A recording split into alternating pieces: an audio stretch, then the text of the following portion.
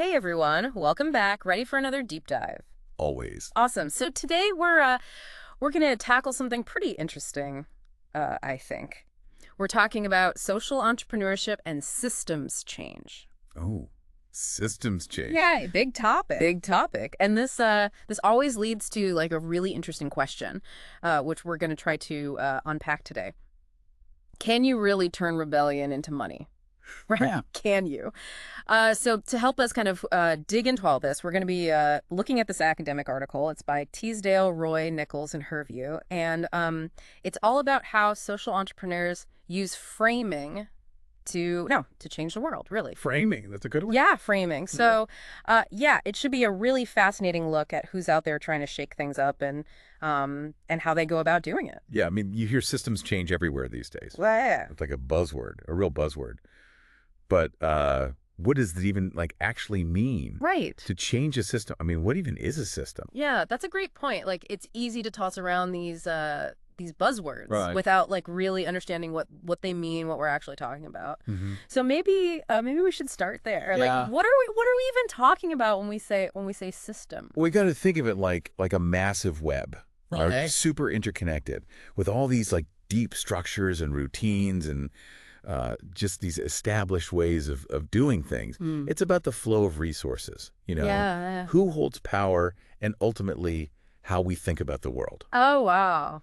So take, for example, something like the global financial system Oh, yeah. that didn't just appear overnight. Right. It evolved over centuries, became so deeply ingrained in our lives that it feels almost like a force of nature. Right. Like we can't imagine anything else. Yeah. And because of that, it's incredibly resistant to change. It's like, it's like trying to move a mountain almost. So it's not just about changing a few laws or policies. No. Right. It's much deeper than that. It's about tackling these really deep-rooted structures and mindsets. Exactly. The stuff that shapes our world. Yeah. And that's where this article comes in. Okay. Yeah. It dives into how social entrepreneurs are trying to navigate all this complexity using something called framing. Mm-hmm. So it's essentially about how they communicate their message. Okay. And how they position themselves within these existing systems, right? And what? The authors actually identify 3 distinct approaches. Oh, 3. Yeah, 3. And they're not always what you'd expect. I bet.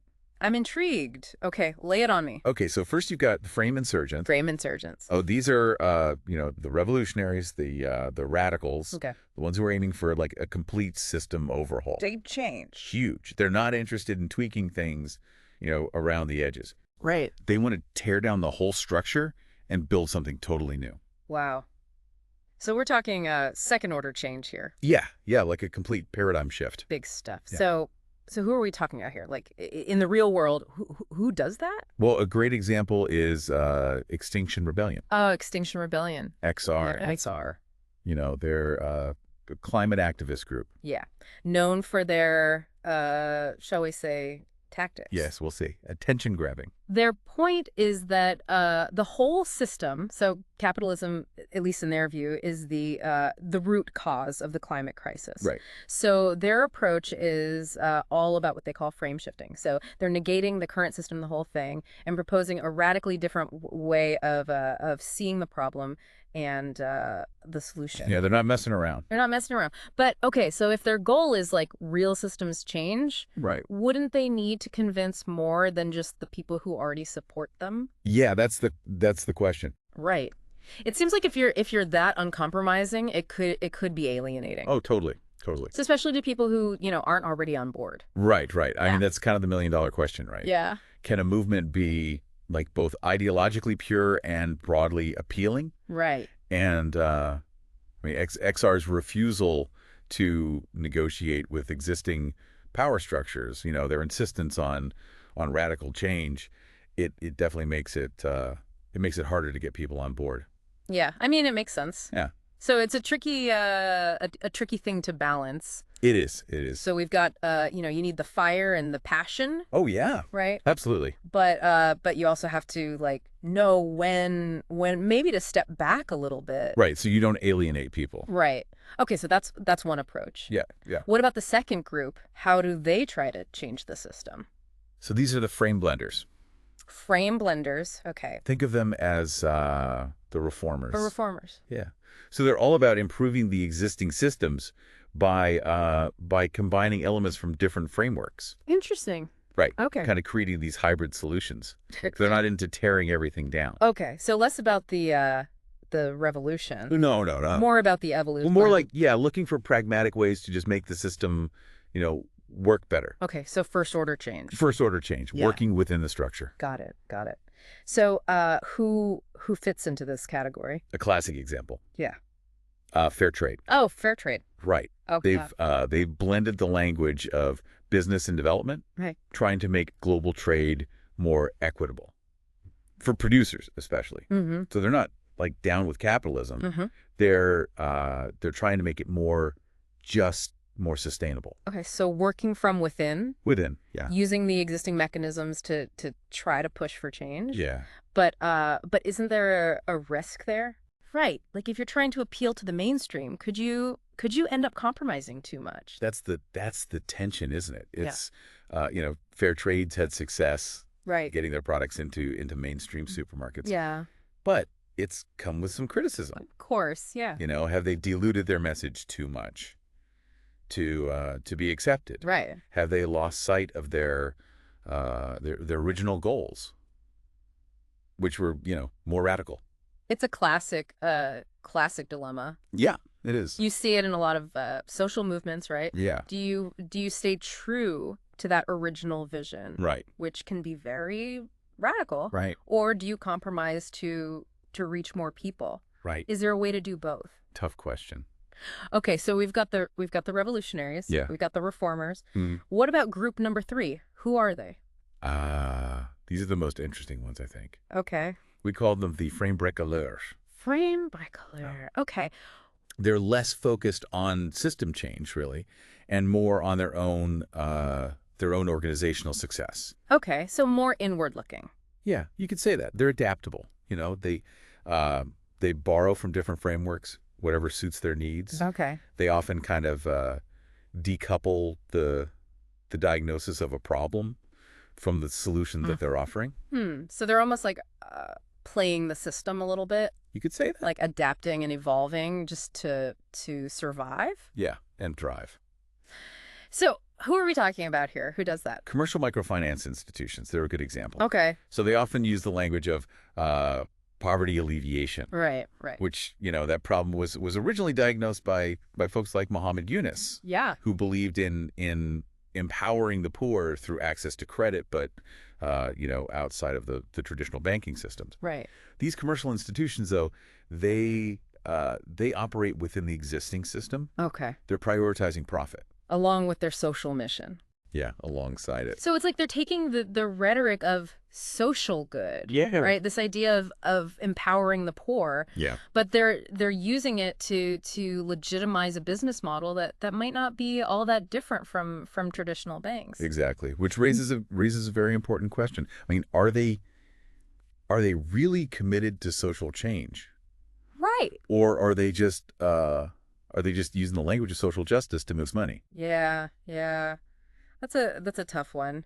Ethically speaking, that's a complicated area. Very much so. Okay, so we've looked at these 3 groups: the revolutionaries, the reformers, and the we'll call them the resourceful adapters. Yeah. But framing isn't just a static label, is it? No. Right. It's more dynamic, something that evolves Absolutely. in the response to different audiences. Now that's where it gets really interesting. Yeah, you're totally right. It's not a one-time thing. Framing it's a performance, really. Huh. A constant back and forth. Like a dance. Yeah, like a dance between these actors and their audiences. I like that analogy. Yeah. Yeah, it's dynamic, right? There's a lot of back and forth. Totally. And those audiences, they can have a huge impact on how the message changes over time. Okay, so who are the players in this dance? Who are the actors and the audience? Well, so think about our system change actors, right? Yeah. Your XRs, your fair trades. They're the performers. Right. They're the ones with the carefully crafted messages, trying to get people on board with their vision for change. Mm. And their audiences can be both internal and external. Okay, so internal would be folks who are already kind of sympathetic to the cause, the members, the volunteers, the donors, the true believers. Exactly. And then external is everyone else, right? Right. So general public, the media, policymakers, even those who benefit from the current system and might resist change. The folks who like things the way they are. Yeah, the ones who have something to lose.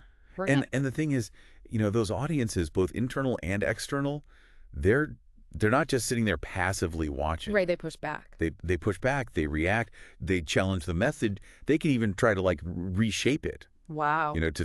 To fit their own interests. It really is like a negotiation then. It is a constant negotiation of meaning. So all this push and pull, all this back and forth between the actors and the audience, I mean, that's where the dynamic part really comes into play, right? Yeah, exactly. It's not just about, putting a message out there. It's about reacting to how people respond to that message and how they interpret it. So how do these groups handle those challenges, those reactions? I mean, does it change how they approach things? It can totally change the course of their movement. Wow. So think back to the frame insurgents, the radicals like XR. Okay. They often face pushback from both sides. Right. Internally, they have to manage those who want to maybe take a more moderate approach, less in your face. Less confrontational. Exactly. And then externally, of course, they face opposition from those who feel threatened by their message. Right. Who benefit from the status quo. Like when they get criticized in the media for being disruptive or facing legal action for some of their more extreme tactics. Right. I mean, do they ever rethink their approach? Well, it's interesting because often their response is to double down. Really? Yeah, to become even more radical in their framing. Mm. They see compromise as surrender. So they stick to their script, even if it means, alienating some potential allies. That seems risky. It's a high stakes gamble. I mean, by rejecting any kind of compromise, are they limiting their own impact? It's possible. There's that saying, you catch more flies with honey than vinegar. Right. But the question is, what kind of change are you willing to accept? Mm-hmm. Is it about winning over the masses, or is it about staying true to your core principles? Even if it's a smaller victory. Right. So it's like ideological purity versus pragmatic progress. Yeah, that's a tough line to walk. What about the frame blenders? How do they handle all this push and pull? They're much more willing to adapt their message. Okay. Find common ground, make compromises to achieve those broader goals. So they see negotiation as part of the process. Yeah, it's essential. So they're constantly tweaking their performance based on how the audience is reacting. Yeah, like a comedian testing out new material, Right. See what lands, what doesn't. Fair trade. They started out on the fringes, right? Yeah, very much so. But to reach more people, to have a bigger impact, they had to work within the system, partner with supermarkets, make adjustments to their model. Right, and that led to some pretty heated debates internally. Yeah, I bet the purists versus the pragmatists. Exactly, and that's a tension you see in a lot of movements, right?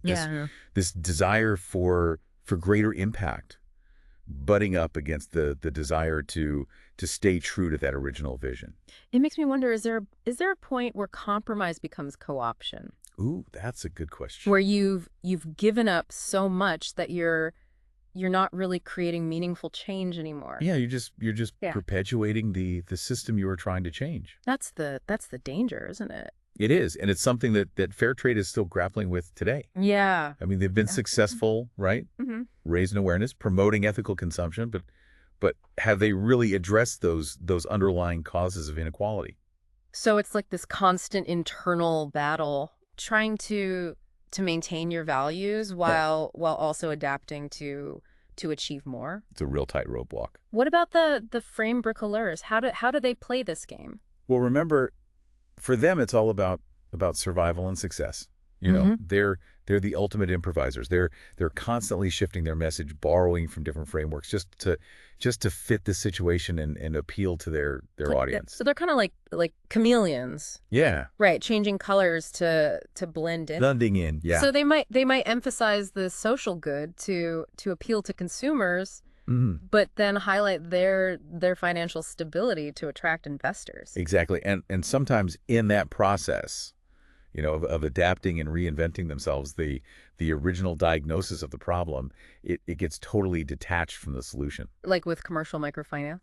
Yeah, they talk about poverty alleviation, but their practices might not actually be doing anything to address those systemic issues. The root of the problem. The root, yeah, and that's what the article calls the authenticity gap. Right. Where the language of social change is being used to kind of mask practices that are just reinforcing the status quo. So it's not just about what they say, it's about what they do. Exactly. You can't just take claims of systems change at face value. Right. You got to look deeper. You know, look at the power dynamics, the actual impact. Who's benefiting from these solutions? Are they really tackling the root causes, or are they just, you know, repackaging old ideas to maintain the existing power structures? So you're saying we need to be more critical, not just accept things because they sound good. Exactly. It's easy to get swept up in the rhetoric. It makes me wonder, in this whole dance of framing and counter-framing, I mean, is real systems change even possible? That is the question. Or are we just kind of rearranging the deck chairs on the Titanic? Ooh, that's a powerful image. Is it all just an illusion? Well, to answer that, I think we need to look at how these framing strategies play out over time. Okay. You know, how do these ideas spread? How do they evolve? And ultimately, how do they get absorbed or even co-opted by the very systems they're trying to change? It's like survival of the fittest, but for ideas. That's a great way to put it. Right, like they're out there competing, adapting some just get swallowed whole by the very systems they were trying to disrupt. And that's really what this article calls the temporal journey of ideas. Ew.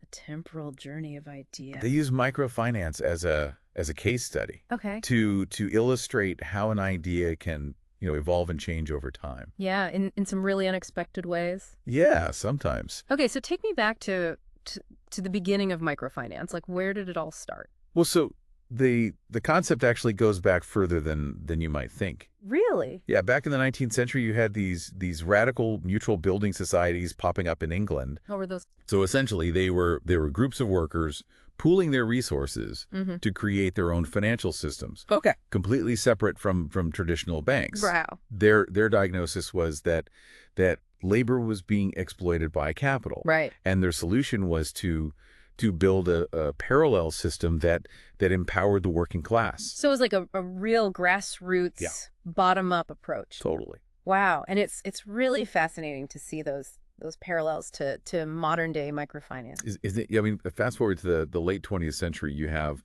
Mohammed Yunus and the Grameen Bank in Bangladesh. Right. Similar diagnosis. Right. The poor lack access to traditional financial services.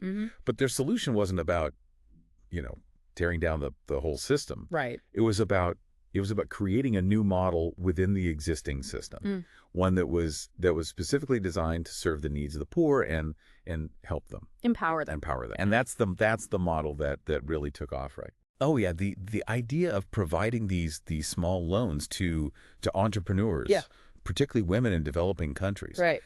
It seems revolutionary. Yeah, it was like this brand new approach to fighting poverty. But then something interesting happened. What happened? As microfinance became more popular, more mainstream, new players entered the scene. Commercial banks. They saw an opportunity, and they started creating their own microfinance programs. Oh, wow. Often operating with a very different mindset, a profit-driven one. So the very system that microfinance was meant to challenge ended up absorbing it. Yeah, absorbing it, adapting. For its own ends. It's amazing how these systems can just kind of co-opt these ideas. Yeah, and that's what the article highlights as a major challenge for any systems change effort, right? Yeah. How do you prevent your ideas from being co-opted? Right. How do you actually create lasting change? Yeah, and not just become part of the problem yourself. Yeah. It's like this constant tension. Yeah. If you if you stay on the fringes, you can keep your purity. Your ideals? Yeah, but you limit how much you can actually do. Right. But if you try to work within the system, Yeah. you risk getting swallowed whole. It's a real dilemma, isn't it? So so what can we do? How can we tell the difference between the real deal and the posers, the ones who are just, using the language of social good but not actually changing anything? That's where critical thinking comes in. Uh, We can't just take things at face value. right. We got to look beyond the buzzwords, examine the actual impact. The results. Yeah, who benefits, who's being left Yeah. behind?